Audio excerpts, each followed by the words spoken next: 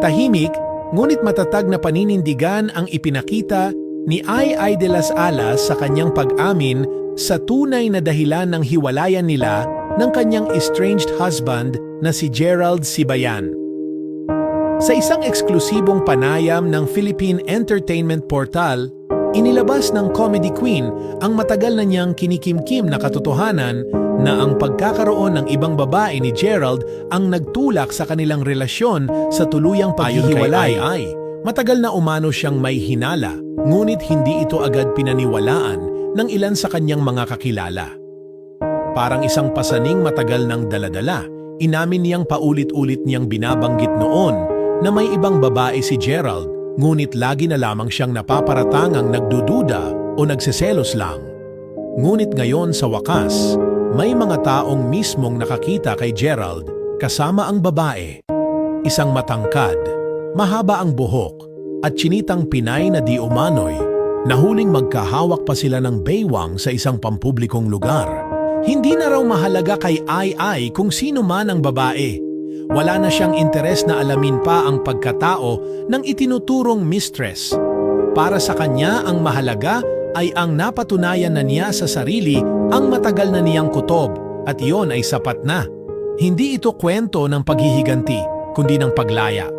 At para kay Ai ang desisyon niyang bawiin ang petisyon para bigyan ng green card si Gerald ay hindi lamang hakbangin sa legal na aspeto, kundi simbolo ng tuluyang pagtatapos ng kabanata ng kanilang pagsasama.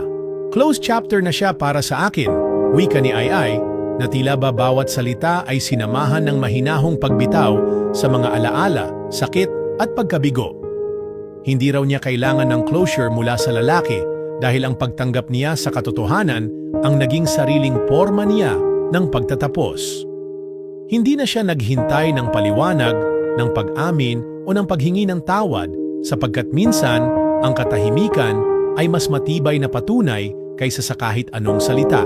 Sa kabila ng lahat, hindi siya naging mapait. Sa kanyang mga pahayag, walang galit o paninisi, bagkus ay tila may halong pagninilay at paghubog mula sa sakit na kanyang pinagdaanan. Inamin niyang naa-appreciate pa rin niya ang mga taong nag-aalala sa kanya, ngunit mariin niyang nilinaw na nakausad na siya.